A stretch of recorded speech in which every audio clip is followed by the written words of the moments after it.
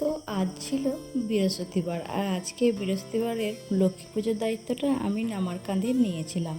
তো hello everyone, সকাল সকাল ঘুম থেকে উঠে দেখতে পেয়েছো খানিকক্ষণ বাদে আমি চান করে নিয়েছিলাম।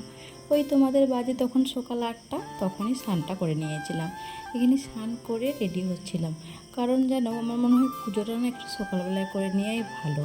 যেহেতু তোমার হচ্ছে যা গরম পড়েছে 1 নাম্বার, সে কারণে, আর 2 নাম্বার ঠাকুর কি 12টার সময় জল পাবেন নাকি? আমার মনে হয় আমরা যেমন টাইমে খাওয়া দাওয়া করে নিই, ওনাকেও তো টাইমে খাওয়া দাওয়া করতে হবে।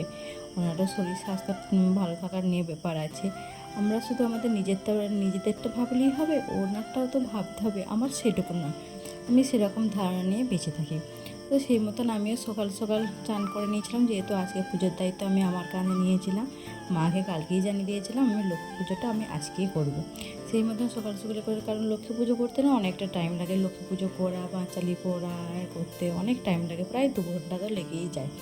এদিকে চান টান করে আমি রেডি হয়ে এবার নিচকে চলে যাচ্ছি পুজো করব বলে। আর জানো, যেহেতু লক্ষ্মী পুজো আগেই বলেছি, বিশেষ করে বিবাহিত মেয়েদের লক্ষ্মীবারের দিন আলতা পরা খুবই ভালো।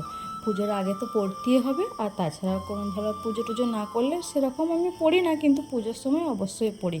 সে মতন আমিও পড়ে নিলাম আলতা। আর এইদিকে দেখো মা তো ফুল তুলে রেডি করে দিয়ে দিয়েছিল আমাকে, কারণ আমাদের এখানে ফুল না অনেক ঘুরে ঘুরে তুলতে হয়, মানে আমাদের অল্প ফুটে, তাছাড়া অন্যান্য গাছ থেকেও তুলে আনতে হয়। তাহলে মা বলছে তোকে যেতে হবে না, আমি তুলে এনে দিচ্ছি। মা এদিকে ফুল তুলে নিচ্ছিল, আমি এটা ঠাকুরের প্রসাদটা সাজিয়ে আজকে তারপরে আমি প্রসাদটা সাজিয়ে আমি এবার পুজো করতে বসেছিলাম। পুজোটা মন দিয়ে করলাম। এইদিকে পুজো করা হয়ে যাওয়ার পর তো সকাল থেকে উপোস ছিলাম, তার জন্য খেয়ে নিলাম একটু বেল, তারপরে খেয়ে নিয়েছিলাম মুড়ি। ওইদিকে রান্নাটা এবার শুরু করে দিয়েছিলাম। রান্নাটা দেখলাম যে একটু হয়েই এসেছে, মা বসিয়ে দিয়েছিলো, আমি সেটা নাড়াচাড়া করে নামিয়ে দিলাম।